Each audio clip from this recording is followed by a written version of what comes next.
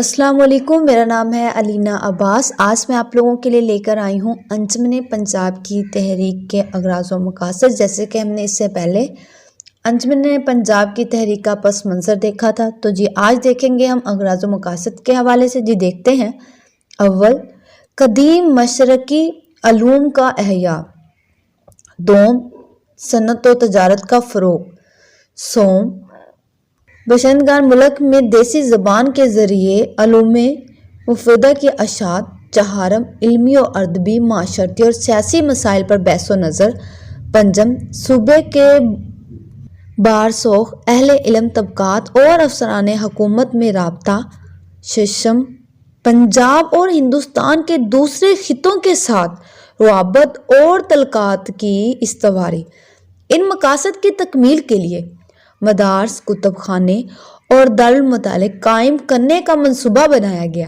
انجمن پنجاب کی آواز دوسرے صوبوں تک پہنچانے کے لیے رسائل جاری کرنے کا پروگرام وضع ہوا اور سماجی، تہذیبی، اخلاقی، انتظامی، علمی اور ادبی موضوعات پر تبادلہ خیالات کے لیے جلسوں کا بندوبست بھی کیا گیا۔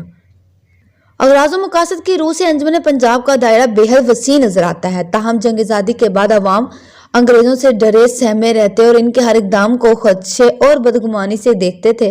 انجمن پنجاب کے قیام کا ایک مقصد اس بدگمانی کو رفع کرنا بھی تھا۔ انجمن پنجاب کے پہلے جلسے میں جو لوگ شریک ہوئے وہ زیادہ تر سرکاری ملازم، روسا اور جاگیردار تھے، لیکن جلد ہی اس کی رکنیت عام لوگوں کے لیے بھی جاری کر دی گئی اور وہ کام جو غیر سرکاری تحریک سے عمل میں نہ آ سکتا تھا، اب حکام کی دلچسپی اور سرپرستی سے کامیابی کی منزل طے کرنے لگا۔ انجمن پنجاب کا اہم کام یہ بھی تھا کہ اس نے مختلف مضامین پر ہفتہ وار مباحثوں کا سلسلہ جاری کیا اور یہ اتنا کامیاب ثابت ہوا کہ اس کی بازگشت سرکاری ایوان میں بھی سنی جانے لگی۔ اس کے علاوہ انجمن پنجاب نے لیکچرار کے لیے بھی کچھ فرائض مقرر کیے تھے، وہ یہ ہیں۔ انجمن پنجاب کے لیکچرار کے فرائض میں شامل تھا کہ اول، جو مضامین پسند اور منظور کیے جائیں ان کو عوام میں مشہور کریں۔ دوسرا، ہفتے میں 2-3 مرتبہ لیکچر حسب منشا کمیٹی پڑھا کرے۔ سوم، تحریری لیکچر میں سلیس و دلچسپ اردو میں بنا کر پیش کرے۔ چہارم، روسا کے مکانوں پر حاضر ہو کر ادب کے ساتھ مضامین مذکورات سنایا کرے اور ہر نوع کی ترغیب و تحریک کریں۔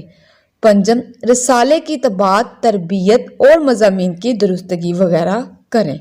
مزید اس طرح کی ویڈیو دیکھنے کے لیے ضروری ہے آپ میرے چینل کو سبسکرائب کریں۔ بہت شکریہ۔